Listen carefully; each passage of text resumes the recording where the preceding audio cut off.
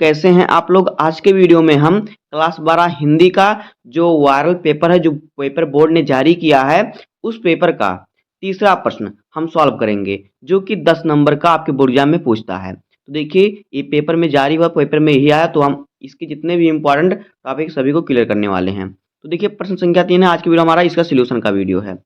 प्रश्न हमारा क्या है? प्रश्न संख्या तीसरा देखिए, आपका ही बोर्ड एग्जाम में आएगा हिंदी के पेपर में। निम्नलिखित गद्यांश का संदर्भ देते हुए किसी एक के नीचे दिए गए प्रश्नों का उत्तर दीजिए। ये आपका प्रश्न आएगा, 10 नंबर का आपका प्रश्न होगा। और देखिए, गद्यांश है, गद्यांश पर आपको गद्यांश देगा, उसके नीचे आपको 5 प्रश्न दे रहेंगे, पांचों प्रश्नों का उत्तर लिखेंगे तो आपको मिलेगा 10 नंबर। पहले हम गद्यांश को पढ़ेंगे। देखिए कैसे पढ़ते हैं गद्यांश को। इसलिए मैं मानता हूं कि दुख भगवान का वरदान है, अहम और किसी औषधि से गलता नहीं। दुख ही भगवान का अमृत है, वह क्षण सचमुच ही भाग्योदय का हो जाता है, अगर हम उसमें भगवान की कृपा को पहचान लें। यहाँ से देखिए रेखांकित अंश है। उस क्षण यह सरल होता है कि हम अपने से मुड़े और भाग्य के सम्मुख हों।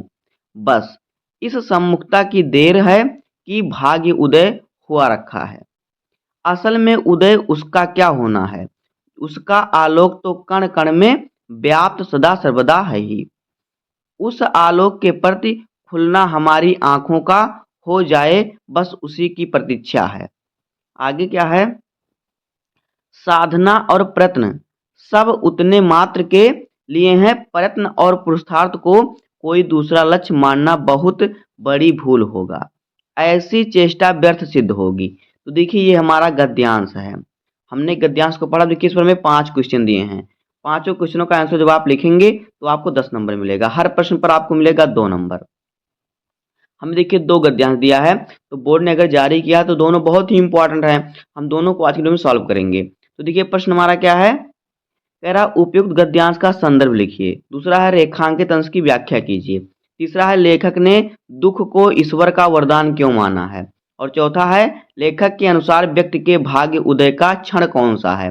पांचवा क्वेश्चन है लेखक के अनुसार पुरुषार्थ का क्या उद्देश्य है। तो आइए पांचों क्वेश्चनों का आंसर हम देखते हैं। पहला क्वेश्चन हमारा क्या था?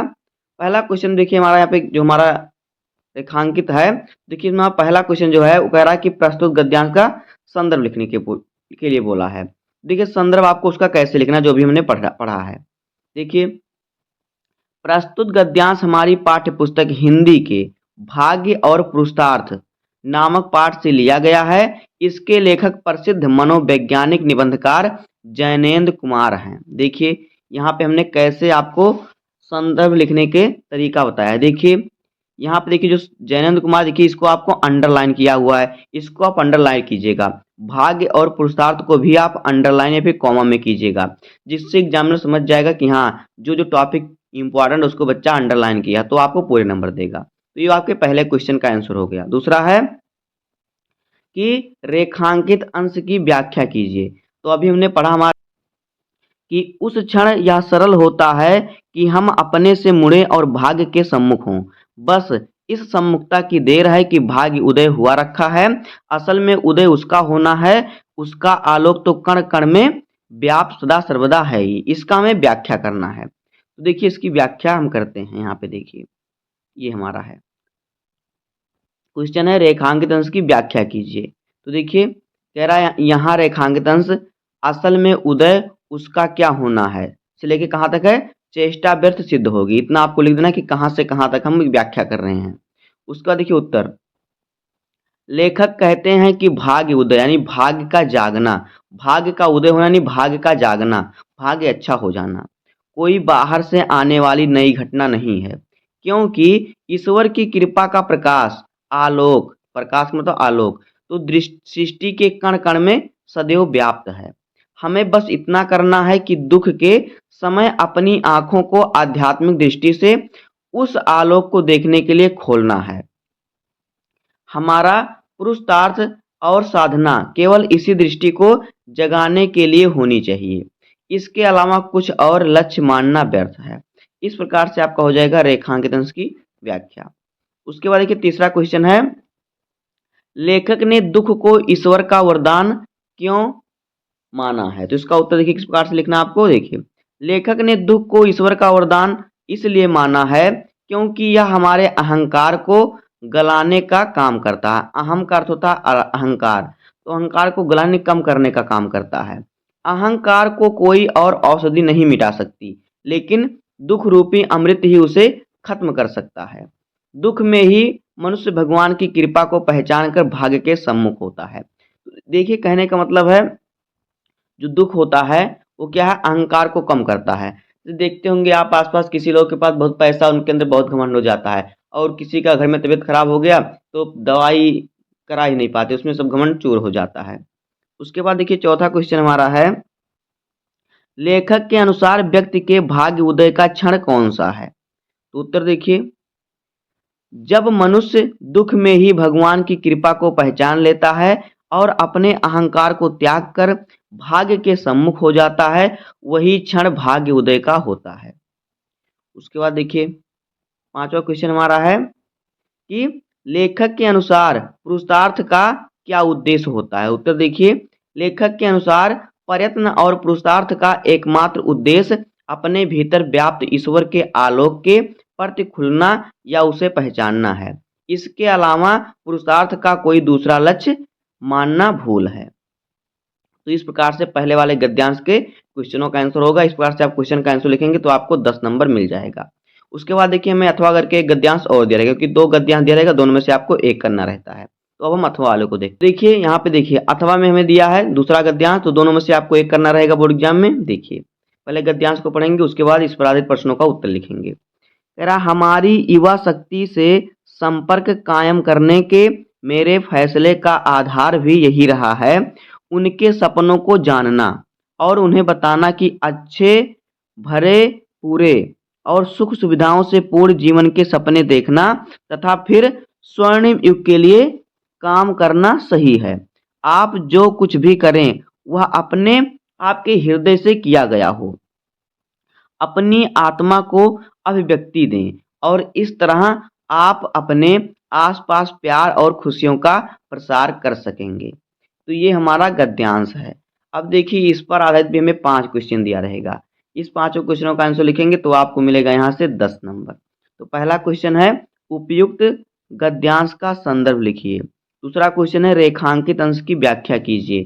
तीसरा क्वेश्चन है स्वर्णिम युग के लिए कार्य करना कब सही है।